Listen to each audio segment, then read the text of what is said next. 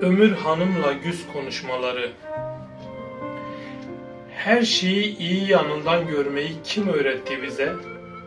Acıyı görmeyen insan, umutsuzluğu yaşamayan, iliklerine dek kaderin işleyip yaralamadığı bir insan, mutluluktan, umuttan, sevinçten ne anlar?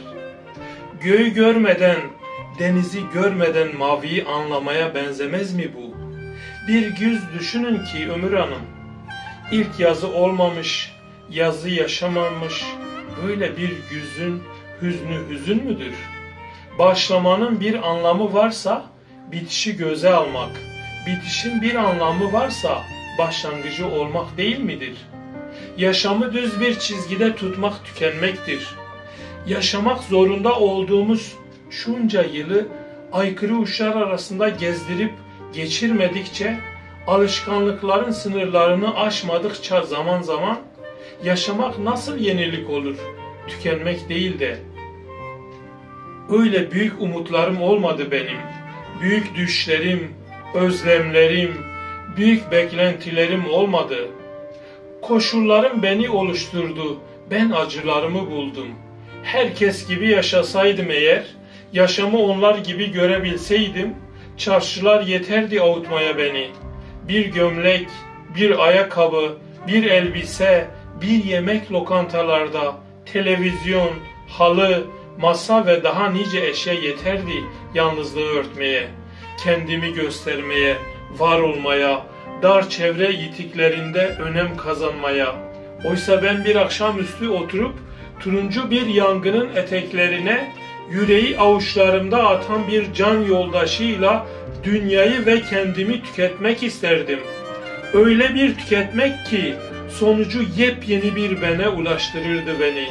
Kederli dalgınlığımdan her döndüğümde bir ben ki tüm ilişkilerin perde arkasını görür de gülerdim sessizce yapay yakınlıklarına insanların. Kim kimi ne kadar anlayabilir Ömür Hanım? Sars aklımın cılız ayaklarını, kuşat beni. Değişik şeyler söyle ne olur. Yeni bir şeyler söyle. Yıldım ömrümün kalıplarından. Beni duy ve anla. Kimseler görmedi Ömür Hanım. Bu dünyadan ben geçtim. İçimde umudun kırık kilitli sandıkları, elimde bir avuç düş ölüsü yüreğim. İçinde senin ve benim ağırlığım, benim olmayan bir garip gülümsemeyle yüzümde, incecik adına ben geçtim.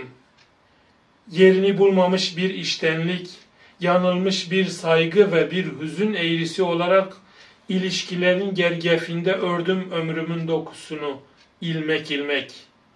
Beni cam kırıklarıyla anımsayan insanlar, savrulan bir yaprak hüznü ve dağınıklığı ile yükümü yanlış bedestanlara çözdüm.